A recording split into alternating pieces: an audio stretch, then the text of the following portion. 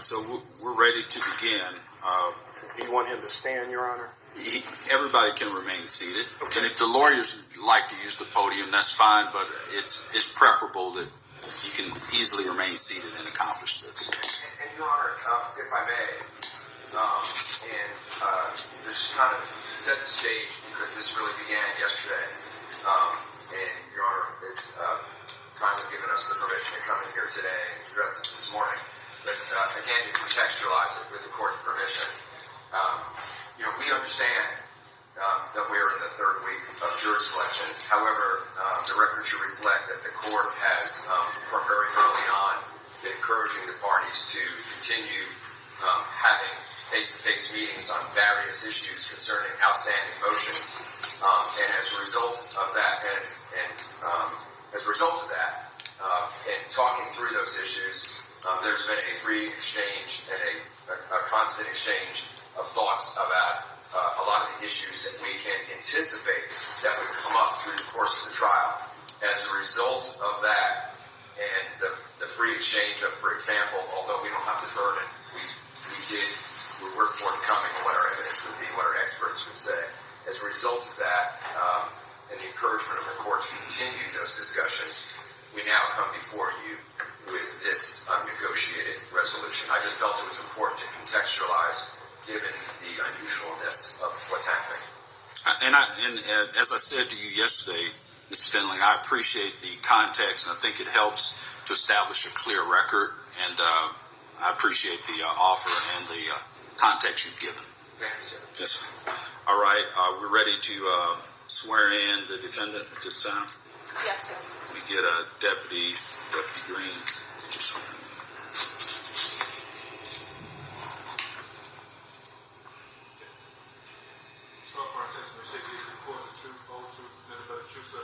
I do. Rayshawn Bennett, RAYSHAWNBENNETT. All right. At this time, Mr. Bennett, Assistant District Attorney Christian has questions for you. Please speak loudly and clearly into the microphone in response to her questions. Ms. Christian, the witness is with you. Thank you, Judge. Are you at this time under the influence of any alcohol, drugs, or any medicine? No, ma'am. Is there any medication that you normally take that you haven't been given today? No, ma'am. How old are you? 32. How far did you go in school? I got my GED. Are you able to read, write, and understand the English language? Yes, ma'am. Do you understand that you're charged with the following offenses under Indictment 23 SC 188921? Count 1, violation of the Racketeering, Influence, and Corrupt Organization Act, which carries a minimum sentence of 5 years, maximum of 20 years. Count 68, violation of the Street Gang Act, which carries a minimum 5 years, maximum 20 years. Count 69, violation of the Street Gang Act, that's minimum 5 years, maximum 20 years. Count 72, violation of the Street Gang Act, minimum 5 years, maximum 20 years. Count 73, violation of the Street Gang Act, minimum 5 years, maximum 20 years. Count 76, violation of the Street Gang Act, minimum 5 years, maximum 20 years. Count 77, felony murder, that's minimum life, maximum life without the possibility of parole. Count 78, aggravated assault, that's minimum 1 year, maximum 20 years in custody.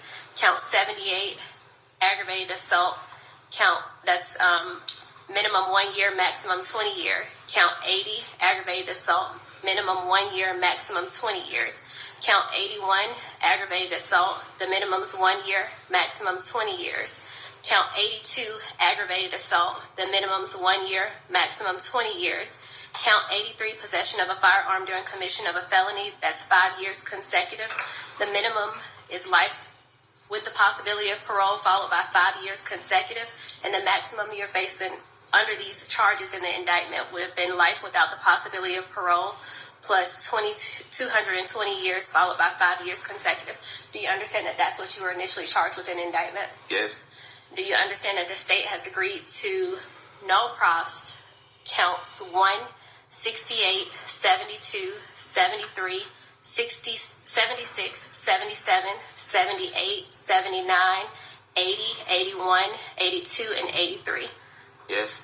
So, Ms. Christian, the only charge under this recommendation is count 69. Is that correct? Yes, Judge. All right. Excuse me. Have you reviewed this charge with your attorney and been advised of the minimum and maximum for the charge that the one charge that you're pleading to? Yes. And do you understand that you have the right to either plead guilty or not guilty to this charge? And if you plead not guilty or remain silent, you may receive a jury trial. Yes.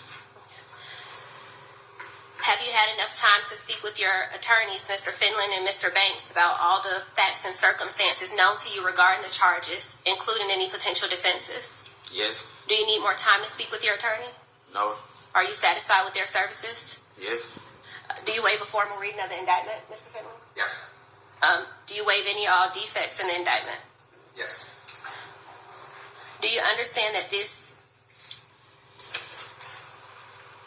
is a negotiated plea, which means the state will recommend a sentence of, under count 69, the recommended sentence is 20, serve 10, balance probated, and the special conditions of probationers are no street gang activity, no contact with any known street gang members or associates, no contact with the co-defendants, Reginald Carter, Artez Carter, Justin Ushery, DeMonte Thomas, Tadricus Glass, Rayvon Boyd, Leroy Pitts, Rondavius Hawkin, and Derek Adams.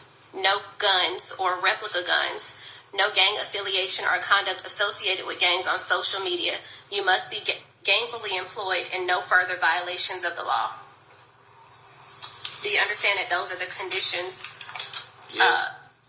And Ms. Christian, I just wanted to make sure that the record is clear. You said this is a negotiated plea. This is a negotiated recommendation, but it's officially and formally a blind plea. Just want to make sure the record is clear. Yes, Judge.